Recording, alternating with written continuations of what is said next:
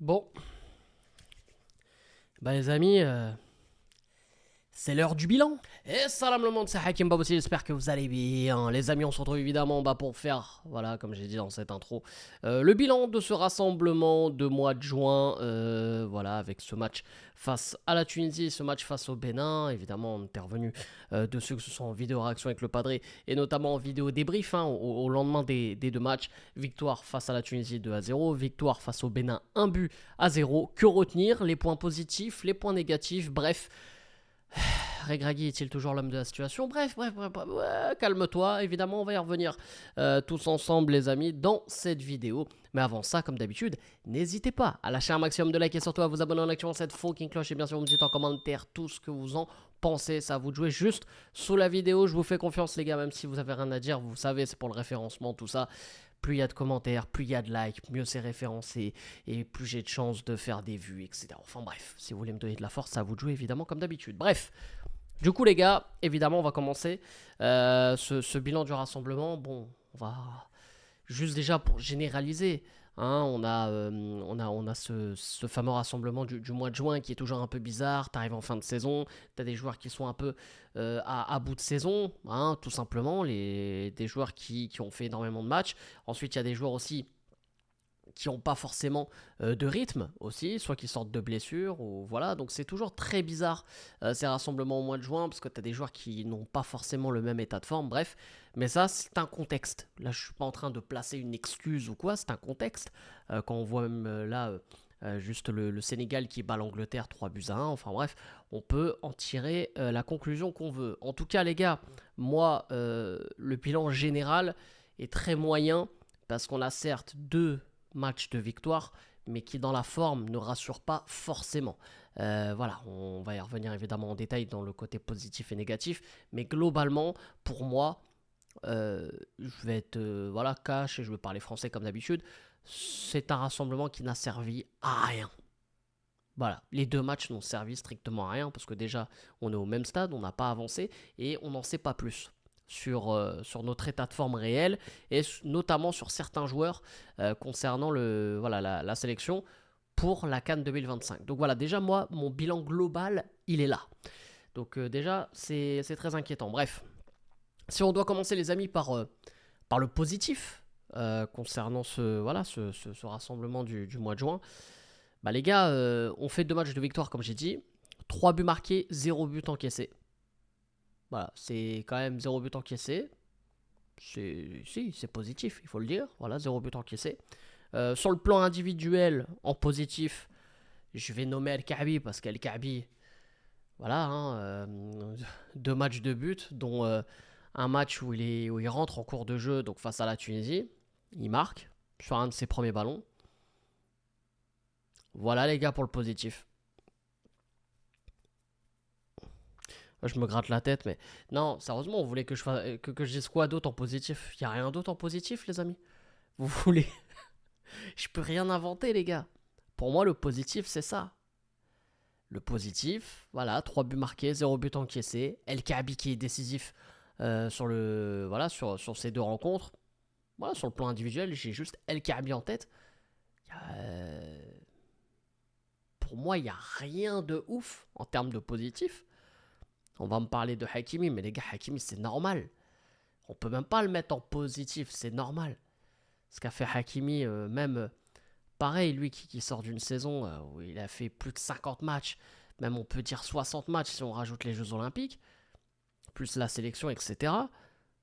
Le mec, il arrive encore à être décisif et à être très important face à la Tunisie. C'est lui qui nous débloque la situation parce que je pense que sans ça, on n'a pas forcément ce contre qui amène le but de El Kaabi. Donc oui, on peut mettre Hakimi si tu veux. Parce que peut-être qu'en commentaire, vous allez me dire, ah, Hakimi, alors... Oui, mais c'est normal. Voilà. Mais sinon, en termes de positif, je n'ai rien d'autre, les gars. Je n'ai rien d'autre à dire. Voilà, pour moi, le bilan de ce rassemblement du mois de juin concernant le côté positif, c'est que ça, les gars. Donc voilà. J'ai rien d'autre à dire. Maintenant, on va parler évidemment, je pense, du côté qui vous intéresse le plus, le côté négatif. Alors déjà, sur le côté négatif, les gars, c'est qu'on n'a pas vu de jeu du tout. Que ce soit lors du premier match, que ce soit lors du second match. Dans deux contextes assez différents. Le premier contexte, donc face à la Tunisie, on a joué une équipe qui était là pour casser. Une équipe qui n'avait aucune intention de jouer au football. Et qui, voilà, certes, c'est un derby, je suis d'accord, mais en termes de pauvreté du football, on y était, quoi. Tu vois. Et bon, bah, ça a pas aidé les Marocains à installer voilà, le fameux Regragui Ball, mais on n'a pas vu de football. On n'a pas vu de football lors de ce premier match. Lors du second match, on n'a pas vu de football pour d'autres raisons, où tout simplement, j'ai senti une équipe qui était soit pas motivée, soit... J'ai pas encore l'explication, les gars. Comme j'ai dit, comme le titre de ma vidéo débrief, la vidéo précédente, je sais plus quoi dire par rapport à ce match face au Bénin. Qu'est-ce que vous voulez qu'on dise de plus? Il s'est rien passé. Il y a eu 90 minutes de vide. On a eu 30 secondes de génie avec la retournette acrobatique de El Kaabi, mais on n'a rien eu. C'était Walou, on n'avait rien à manger. Je crois qu'il y a une occasion aussi de Sanadi, c'est tout. Il n'y a rien du tout. Le Bénin n'a pas su se créer d'occasion non plus, mais bon, on n'attendait pas le Bénin sur cette rencontre, on attendait justement, pour moi, le Maroc qui devait dérouler. Voilà, ça devait dérouler, même on peut me parler des absentes, je sais pas quoi.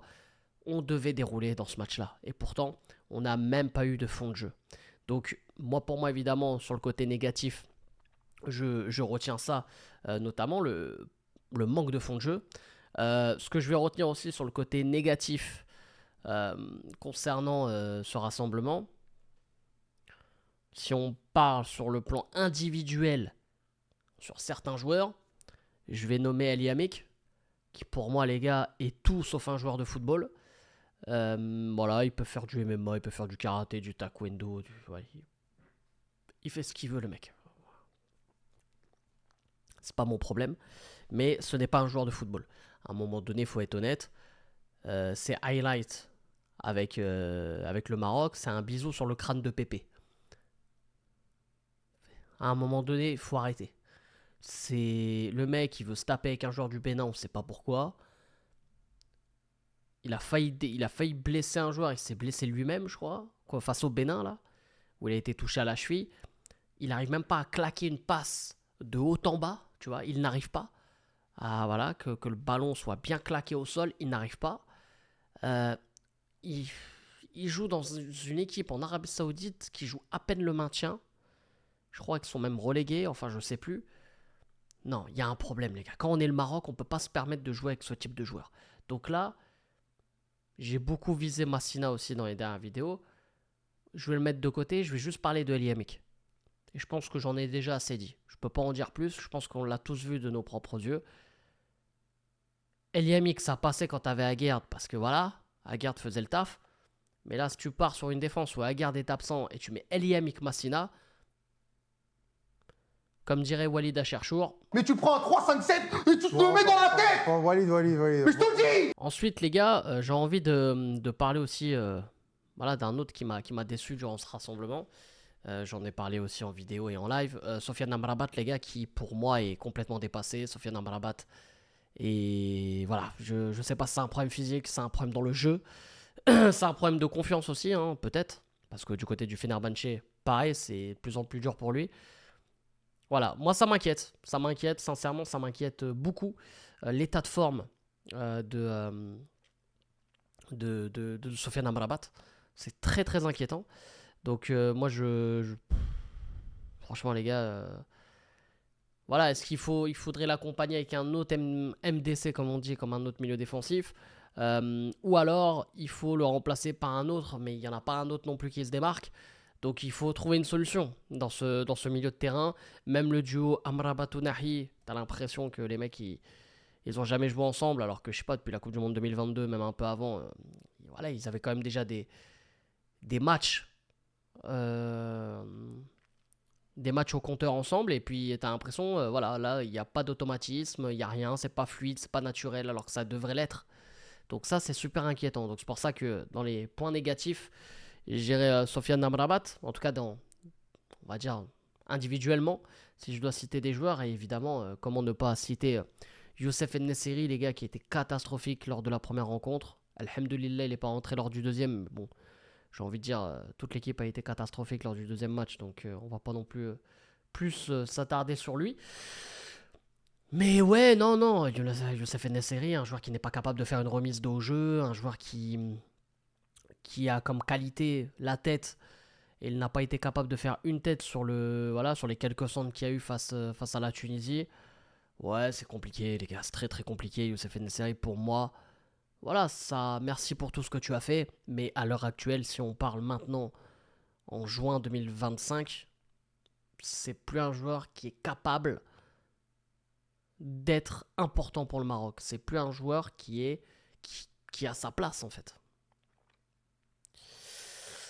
Donc voilà, maintenant il faut qu'il laisse sa place. Il y a du monde, hein, El Kaabi, Rahimi aussi, évidemment, en neuf, qui fait du très bon taf. On l'avait vu notamment aux Jeux Olympiques, à la sortie des Jeux Olympiques avec la sélection. Il s'est montré décisif et très bon. Mais Youssef En-Nesyri, ça y est, il faut arrêter, les mecs. Il faut arrêter. Moi, ça y est.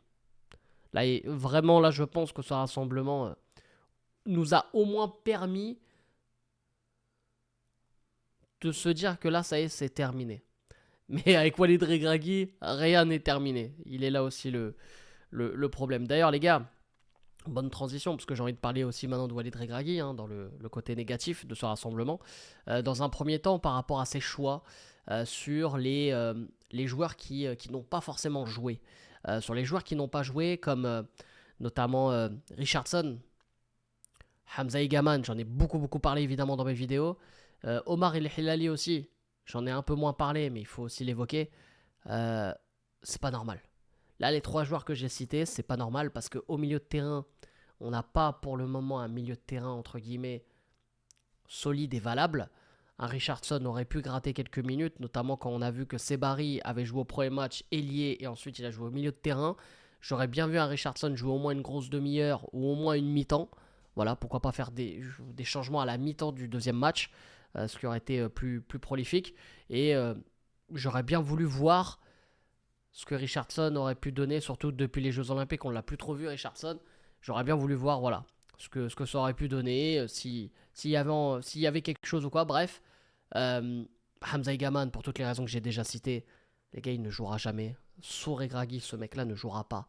Voilà, je l'ai déjà dit, je ne vais pas y revenir plus là-dessus, les gars, mais je l'ai déjà annoncé. Hamza Egaman, voilà, si tu sais pas, au moins tu sais.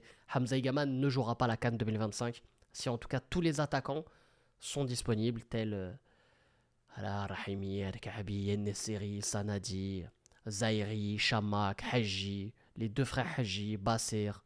Bref, tous ces joueurs-là sont dispo. Hamza Egaman ne jouera pas. Voilà, tout simplement. Donc, vous pouvez l'oublier, Hamza Egaman. Et El Hilali, les gars, c'est vrai que c'est complètement bête.